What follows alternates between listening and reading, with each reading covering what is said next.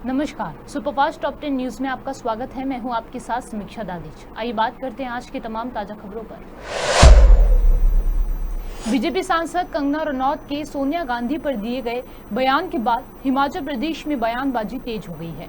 अब हिमाचल के मंत्री विक्रमादित्य सिंह ने कंगना रनौत पर मानहानि का दावा करने की चेतावनी दी। उन्होंने जिस तरीके की बयानबाजी हमारी राष्ट्रीय नेता श्रीमती सोनिया गांधी जी के बारे में करी है, केंद्र से जो हिमाचल को पैसा आ रहा है वो सोनिया गांधी जी को दिया जाता है। इलिटरेट व्यक्ति, अनपढ़ व्यक्ति भी इस तरीके की बातें नहीं करेगा। अगर वो एक हफ्ते के अंदर माफी नहीं मांगती हैं तो हम उनके ऊपर जो है वो मानहानि का दावा ठोकेंगे। को कोर्ट के अंदर आकर अपनी बात रखनी होगी कि किस बुनियाद पे उन्होंने सोनिया गांधी जी के ऊपर इतने गंभीर आरोप लगाए हैं। देखिए, बतौर सांसद हम कंगना जी का सम्मान करते हैं क्योंकि वो एक चुनी हुई प्रतिनिधि है, मगर उन्होंने जिस तरीके की बयानबाजी हमारी राष्ट्रीय नेता श्रीमती सोनिया गांधी जी के बारे में करी है, ये बहुत दुर्भाग्यपूर्ण है। और जिस तरीके की उन्होंने बात कही कि हिमाचल का जो सहयोग है, जो पैसा है, केंद्र से जो हिमाचल को पैसा आ रहा है वो सोनिया गांधी जी को दिया जाता है। मैं समझता हूं कि कोई इलिटरेट व्यक्ति, अनपढ़ व्यक्ति भी इस तरीके की बातें नहीं करेगा। या तो वो हमको दस्तावेज दिखाए कि किसके बेसिस पे उन्होंने इस तरीके की बयानबाजी दी है। अगर एक हफ्ते के अंदर वो दिखाए, या वो सार्वजनिक रूप से सोनिया गांधी जी से माफी मांगे। अगर वो एक हफ्ते के अंदर माफी नहीं मांगती हैं तो हम उनके ऊपर जो है वो मानहानि का दावा ठोकेंगे और उनको कोर्ट के अंदर आकर अपनी बात रखनी होगी कि किस बुनियाद पे उन्होंने सोनिया गांधी जी के ऊपर इतने गंभीर आरोप लगाए हैं। ये बहुत दुर्भाग्यपूर्ण है और भाजपा को भी इसका संज्ञान लेना चाहिए, क्योंकि भाजपा ने भी पहले भी उनको कई ऐसे बयान देने से मना किया है।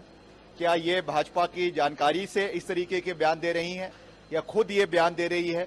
इसका संज्ञान भी भारतीय जनता पार्टी को लेना चाहिए। इसके अलावा आपने वक्फ बोर्ड की बात की, चेंजिंग करने की बात की, किस तरह की चेंजिंग करने की बात की?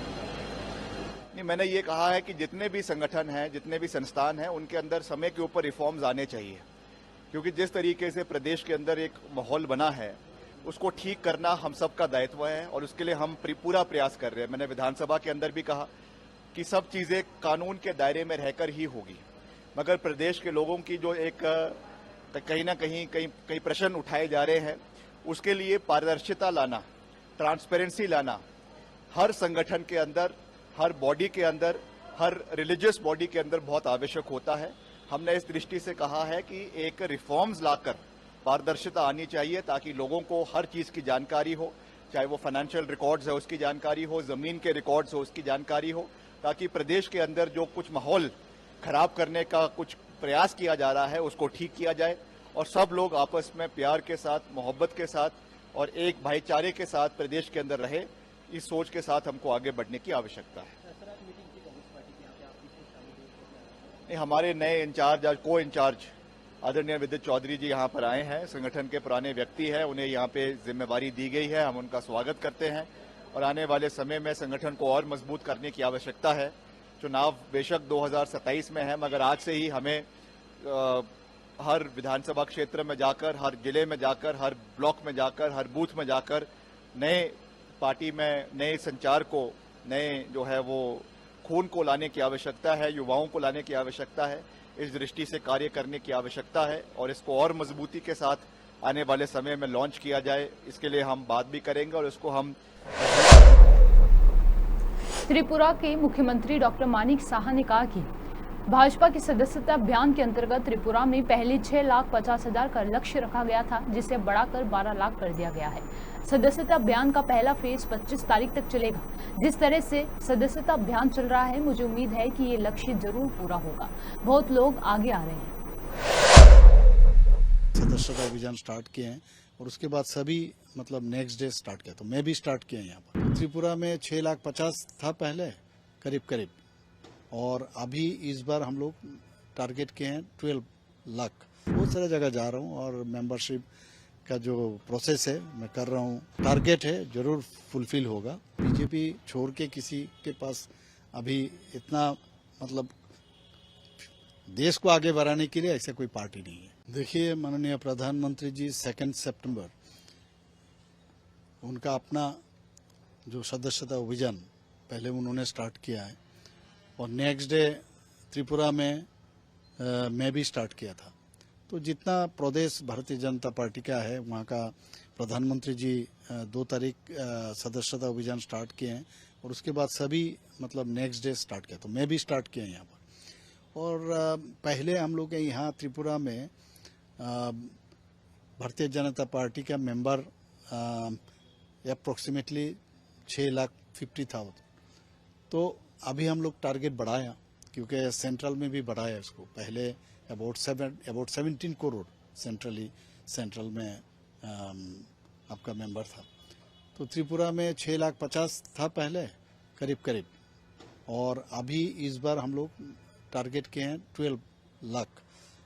तो जितना बूथ से शुरू करके बूथ प्रेसिडेंट, उसके बाद आपका मंडल प्रेसिडेंट और उनका जो टीम है, फिर बूथ प्रेसिडेंट का भी जो टीम है हम लोग का मेंबर्स है, जो पदाधिकारी है, फिर हमारा जो डिस्ट्रिक्ट में है, फिर स्टेट में है, सभी को कहा गया है कि आप लोग अपना अपना जो एक हिसाब लगाया है उस हिसाब से उनको मेंबरशिप करना है। और हर बूथ में कम से कम त्रिपुरा में तो हम लोग को 500 करके बताया, 500 करना चाहिए। तो मैं बहुत सारा जगह जा रहा हूँ, अपना केंद्र में भी जा रहा हूँ, बहुत सारा जगह जा रहा हूँ और मेंबरशिप का जो प्रोसेस है मैं कर रहा हूँ इनका हर चीज़, क्योंकि ये ऑनलाइन में अभी चालू है, 25 तारीख तक ये चलेगा। और मैं समझता हूँ जिस तरह अभी मेंबरशिप हो रहा है तो जो टारगेट है ज़रूर फुलफिल होगा। और हमने देखा त्रिपुरा में अभी इतना सारा इलेक्शन हुआ है, जिस तरह माननीय प्रधानमंत्री जी मोदी जी के ऊपर इनका विश्वास आस्था है और हमारे सरकार के ऊपर आस्था है, तो उनको समझ में आ रहा है कि यहाँ पर बीजेपी छोड़ के किसी के पास अभी इतना मतलब देश को आगे बढ़ाने के लिए ऐसा कोई पार्टी नहीं है। तो इसीलिए बहुत लोग आगे आ रहा है और हम भी जा रहे हैं सभी जगह। तो मैं देख रहा हूँ फिलअप करके ऑनलाइन में फिलअप करके उसका सदस्यता अभियान चालू है। 25 तारीख तो फर्स्ट फेज में है, हो सकता है आगे बढ़े, फिर नेक्स्ट फेज में होगा। और मैं त्रिपुरावासी को मैं यही कहना चाहता हूँ, अभी भी जो ये मेंबरशिप नहीं लिए हैं जल्दी जल्दी आए और मेंबरशिप ले और इसका मिस कॉल जो हम लोग का सिस्टम है उसको उपयोग करके मेंबरशिप जो हम लोग का टारगेट है। उत्तर प्रदेश के मुख्यमंत्री योगी आदित्यनाथ मिर्जापुर में 127 विकास परियोजनाओं के शिलान्यास के दौरान विपक्ष पर जमकर निशाना साधा। उन्होंने कहा कि जाति का खेल खेलने वालों को विकास कैसे अच्छा लगेगा। जो लोग जाति का नंगा खेल खेलते हैं, समाज को आपस में लड़ाने का कार्य करते हैं, आज जब प्रदेश विकास की एक नई धारा के साथ आगे बढ़ रहा है, एक नई पहचान के साथ आगे बढ़ रहा है, तो उन्हें विकास अच्छा कैसे लग सकता है। वर्तमान को तो ठीक करना ही करना है, आने वाली पीढ़ी के भविष्य को मजबूत बनाने के लिए एक ऐसी सुदृढ़ नींव का निर्माण करिए, कोई माफिया फिर से आपकी व्यवस्था में हावी न होने पाए। जो लोग जाति का नंगा खेल खेलते हैं, समाज को आपस में लड़ाने का कार्य करते हैं, ये वही लोग हैं जो माफिया और बड़े बड़े अपराधियों, दुर्दांत अपराधियों के सामने पहले गिड़गड़ाते थे, नाक रगड़ते थे, दंगाइयों के सामने नाक रगड़ने का काम करते थे। आज जब प्रदेश विकास की एक नई धारा के साथ आगे बढ़ रहा है, एक नई पहचान के साथ आगे बढ़ रहा है, तो उन्हें विकास अच्छा कैसे लग सकता है। वे बैरियर बन करके फिर से खड़ा होना चाहते हैं, वे आपके वर्तमान को तो खराब करना ही चाहते हैं, आने वाली पीढ़ी के भविष्य के साथ भी खिलवाड़ कर रहे हैं। और मेरी आप सबसे अपील होगी, याद रखना, वर्तमान को तो ठीक करना ही करना है, आने वाली पीढ़ी के भविष्य को मजबूत बनाने के लिए एक ऐसी सुदृढ़ नींव का निर्माण करिए, कोई माफिया फिर से आपकी व्यवस्था में हावी न होने पाए, उसको फिर से सिर उठाने का अवसर न मिलने पाए। और इसके लिए मैं आप सबका आह्वान करूंगा, विकास की इस धारा के साथ जो प्रधानमंत्री मोदी जी ने सबका साथ और सबके विकास का नारा दिया है, उस अभियान को हमें गांव-गांव तक, घर-घर तक पहुंचाने का काम करना है। जैसे मां विंध्यवासिनी का धाम आज चमक रहा है, देश और दुनिया को अपनी ओर आकर्षित कर रहा है, जैसे आज मिर्जापुर जनपद 4 लेन की कनेक्टिविटी से बेहतरीन तरीके से जुड़ चुका है, जैसे यहां मेडिकल कॉलेज, विश्वविद्यालय और नर्सिंग कॉलेज का निर्माण तेजी के साथ आगे बढ़ा है, जैसे हर घर नल की योजना तेजी के साथ आगे बढ़ी है, ऐसे विकास का यह क्रम, यह सिलसिला अनवरत रूप से आगे बढ़ता रहे, इसके लिए एक और हम आए हैं और दूसरी तरफ मैं आपको आश्वस्त करने के लिए आया हूं। बहनों और भाइयों, पहले निराश्रित महिलाएं यानी विधवा महिला, बुजुर्ग महिलाओं, दिव्यांग जनों को पेंशन का लाभ बहुत कम मिलता था। आज हम 12,000 रुपए सालाना उन्हें उपलब्ध करवाने का काम कर रहे हैं। 1 करोड़ परिवारों को सुविधा दी जा रही है।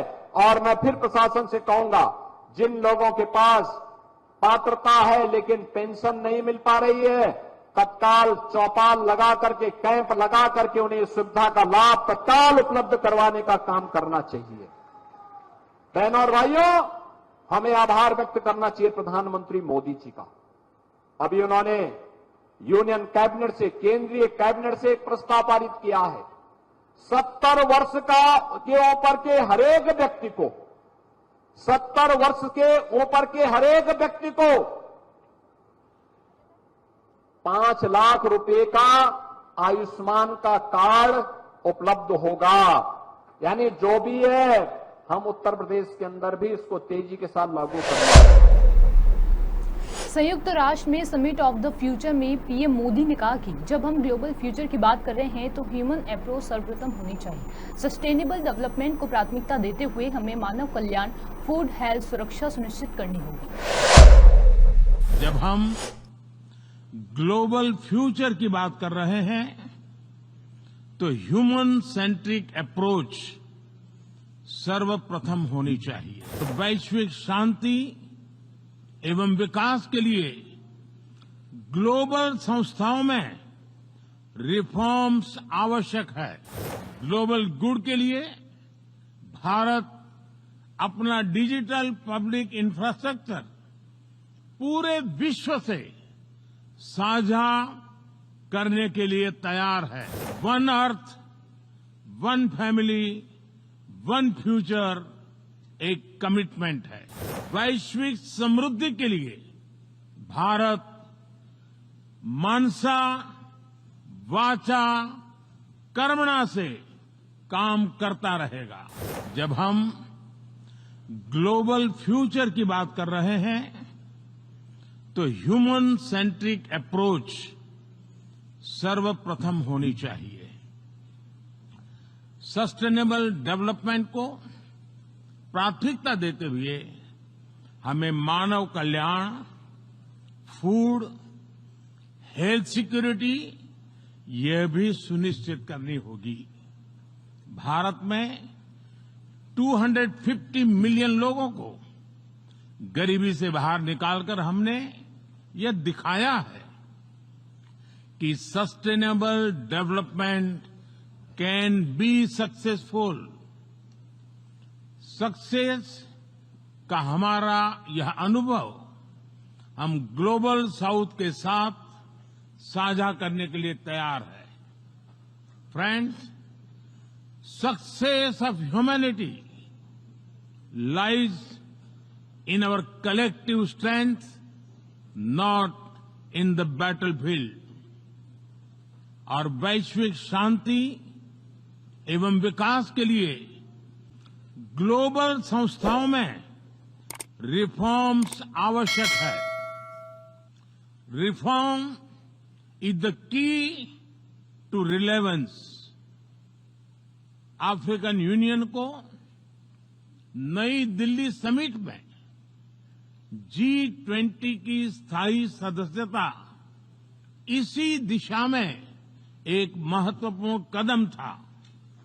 वैश्विक शांति और सुरक्षा के लिए एक तरफ आतंकवाद जैसा बड़ा खतरा है तो दूसरी तरफ साइबर, मैरीटाइम, स्पेस जैसे अनेक संघर्ष के नए नए मैदान भी बन रहे हैं। इन सभी विषयों पर मैं जोर देकर कहूंगा कि global action must match global ambition. Friends, technology के सेफ और रिस्पॉन्सिबल यूज के लिए बैलेंस रेगुलेशन की आवश्यकता है। हमें ऐसी ग्लोबल डिजिटल गवर्नेंस चाहिए जिसमें राष्ट्रीय संप्रभुता और अखंडता अक्षुण्ण रहे। Digital public infrastructure should be A bridge, not a barrier. Global good के लिए भारत अपना डिजिटल पब्लिक इंफ्रास्ट्रक्चर पूरे विश्व से साझा करने के लिए तैयार है। फ्रेंड्स, भारत के लिए one earth, one family, one future एक कमिटमेंट है। यही कमिटमेंट हमारे वन अर्थ, वन हेल्थ और वन सन, वन वर्ल्ड, वन ग्रिड जैसे इनिशिएटिव्स में भी दिखाई देता है। पूरी मानवता के हितों की रक्षा और वैश्विक समृद्धि के लिए भारत मनसा वाचा कर्मणा से काम करता रहे। यूपी की योगी सरकार में कैबिनेट मंत्री ओम प्रकाश राजभर ने अनुज प्रताप सिंह एनकाउंटर मामले में सीधे सपा प्रमुख अखिलेश यादव को घेरा है। ओम प्रकाश ने कहा कि जब यादव मारा जाता है तब समाजवादी पार्टी बोलती है। यही बात पूर्व मंत्री मोहसिन रजा ने भी दोहराई है। उन्होंने कहा कि सपा प्रमुख तुष्टीकरण और जातिवाद की राजनीति के लिए ट्वीट और रिएक्शन तो इनकाउंटर ना होता। अब आज ही उसी मामले में, सुल्तानपुर लूट के मामले में एक और आरोपी का इनकाउंटर हुआ है जिसका नाम अजीत ठाकुर बताया, अनुज प्रताप से। अब देखिए, चूंकि जातिवाद को मुद्दा बनाया है अखिलेश जी ने, अपराधियों की कोई जाति नहीं होती है।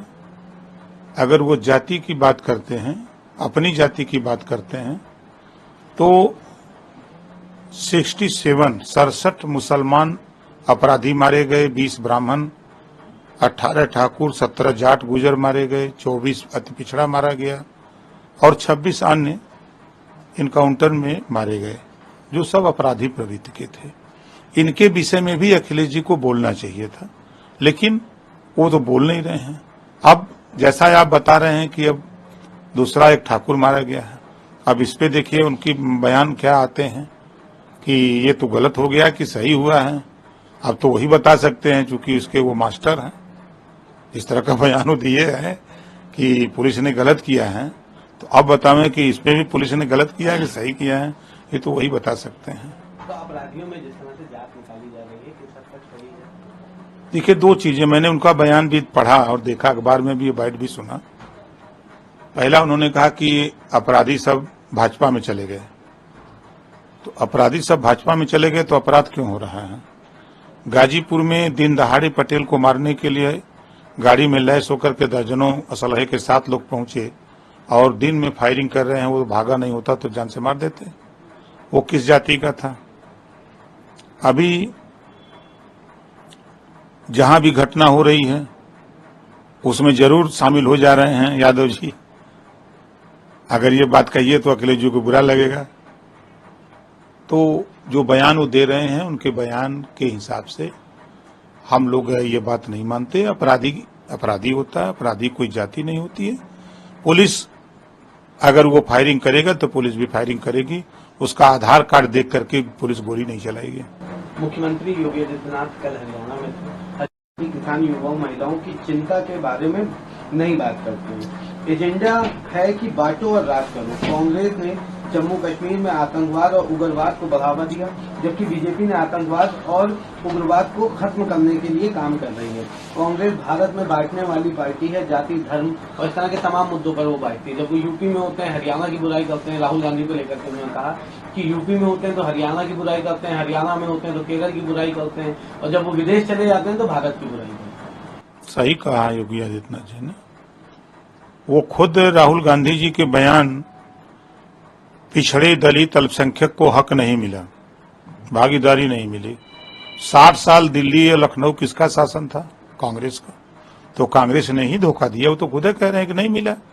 तो इशारा कहीं पे निगाहें कहीं पे इशारा तो काम तो उन्होंने किया है, धोखा दिया उन्होंने। तो वही बात तो सब लोग कह रहे हैं कि अगर लंबे समय तक शासन करने वाले लोग अगर शिक्षा स्वास्थ्य के विषय में सोचे होते, रोटी कपड़ा मकान के विषय में सोचे होते, तो आज ये नौबत नहीं होती। जो आज तो गरीबों के इलाज के लिए 5 लाख रुपए मिल रहे हैं, उससे गरीब इलाज कर रहा है। आतंकवाद को खत्म करने के लिए जो आए दिन पत्थरबाजी होती थी, जम्मू कश्मीर में 370 धारा हटी वहां से, आज जो बड़े पैमाने पर वहां आतंकवादी घुसपैठ होता था, उसमें बड़े पैमाने पर गिरावट आई है। आज पूरे देश में कांग्रेस और सपा की सरकारें होती थी तो बड़े पैमाने पर दंगे होते थे, कर्फ्यू लगते थे। लेकिन आज उत्तर प्रदेश में योगी आदित्यनाथ जी के राज में 7 साल में एक भी दंगे नहीं हुए। मोदी जी के राज में बड़े पैमाने पर अंकुश लगाया गया है। तो ये चीजें कांग्रेस और सपा को पसंद नहीं है। वो लोग चाहते हैं कि दंगे होते तो मुसलमान हमारे साथ रहते, क्योंकि वो हमेशा दंगे करा के मुसलमान का वोट लेते हैं, बोरा का बोरा वोट लेते हैं। जब सरकार बना लेते हैं तब मुसलमान भाई लोग को खाली झोरा थमा देते हैं कि लेके खाली झोरा घूमो, अब बोरा का वोट हमको दो। दिल्ली की नई मुख्यमंत्री आतिशी ने सोमवार को पदभार ग्रहण कर लिया, लेकिन वो पूर्व सीएम अरविंद केजरीवाल की कुर्सी पर नहीं बैठी। इस पर दिल्ली से बीजेपी सांसद मनोज तिवारी ने तंज किया है। उनका कहना है कि दिल्ली के सीएम आतिशी बाबा साहेब अम्बेडकर के संविधान को धत्ता बता रही है। हरियाणा में विधानसभा चुनाव में इस बार जहां बीजेपी सरकार दोहराना चाहती है तो कांग्रेस सत्ता वापसी की कोशिश कर रही है। वहीं आम आदमी पार्टी इसके लिए तैयार नजर आ रही है, जिसके लिए चुनाव प्रचार अपने चरम पर है। लेकिन चुनाव से पहले हरियाणा में किसान संगठनों ने बीजेपी के खिलाफ मोर्चा खोल दिया है। किसानों ने रविवार को किसान महापंचायत का आह्वान किया और बीजेपी को हराने की अपील की। महाराष्ट्र के बदलापुर रेप केस का आरोपी पुलिस एनकाउंटर में मार गिराया गया है। रिपोर्ट के मुताबिक आरोपी ने पहले पुलिसकर्मी पर गोली चलाई और जवाबी गोलीबारी में उस पर भी फायरिंग की गई। आरोपी अक्षय शिंदे को गंभीर हालत में अस्पताल में भर्ती कराया गया था, जहां उसने दम तोड़ दिया। पुलिस अधिकारियों ने बताया कि अक्षय शिंदे को तलोजा जेल से जांच के लिए बदलापुर ले जाया जा रहा है। गुजरात के किम कोसंबा में 1.5 किलोमीटर तक रेलवे ट्रैक के फिश प्लेट को खोलने वाले तीनों आरोपियों को पुलिस ने गिरफ्तार कर लिया है। रेलवे के ही 3 ट्रैक्समैन ने प्रसिद्धि, इनाम और दिन की छुट्टी पाने के लिए खुद फिश प्लेट खोलकर खुद पुलिस को सूचना दी थी। इस मामले में पुलिस फिलहाल तीनों आरोपियों को गिरफ्तार करने के बाद मामले में आगे की कार्यवाही कर रही है।